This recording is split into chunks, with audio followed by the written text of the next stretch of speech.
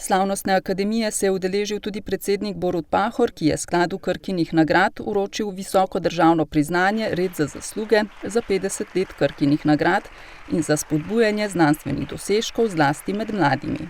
Enako kot Krka se tudi Krkine nagrade spreminjajo, nadgrajujejo in vsebinsko prilagajajo družbenemu razvoju. Pomembno prispevajo k usmerjanju mladih v raziskovanje in jih spodbujajo k razvijanju raziskovalnih veščin, kritičnem razmišljanju, zavzetemu učenju, timskemu delu in nenazadnje tudi k podjetnosti. Pogosto so prvi korak dijakov in študentov v svet znanosti. Ja, to je 50-letna zgodba, ki se nadaljuje.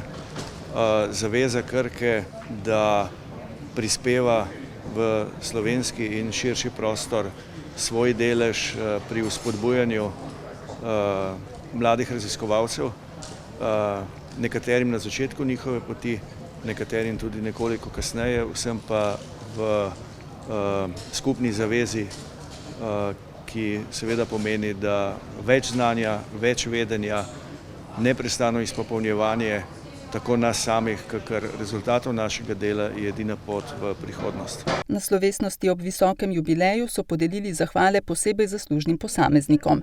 Za mentorsko delo in podporo so jih prejeli profesorica Julijana Kristelj, profesor Janez Plavec, profesor Miha Japelj in akademik profesor Branko Stanovnik, ki je izpostavil, da nagrada ni pomembna le za študenta, ampak tudi za mentorja, ki mu do nje pomaga priti, in ob tem pripomnil, da ima od tega korist tudi Krka. Zaradi tega, ker so te študentje prvič selekcionirani. To se pravi, Krka dobi na krožniku imena vseh najboljših študentov, med katerimi lahko izbere tiste, ki jim ustrezajo še po določenih specialnih kriterijih, ki jih Krka kot ustanova torej zahteva. Krka je zmeraj bila Krka. Se mi zdi, da nobena firma ni to pokazala eno samozavest, pa eno ljubezen do svoje firme, mi pa še do novega mesta.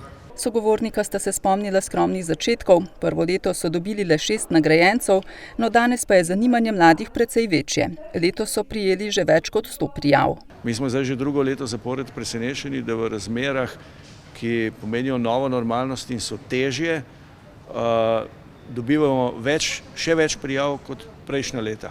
Jubilej Krkinih nagrad so zaznamovali tudi z novo mislijo dodano skulpturi Krkine deklice z rastočo knjigo, ki ponazarja razvoj in identiteto Krke kot stalno učečega se podjetja.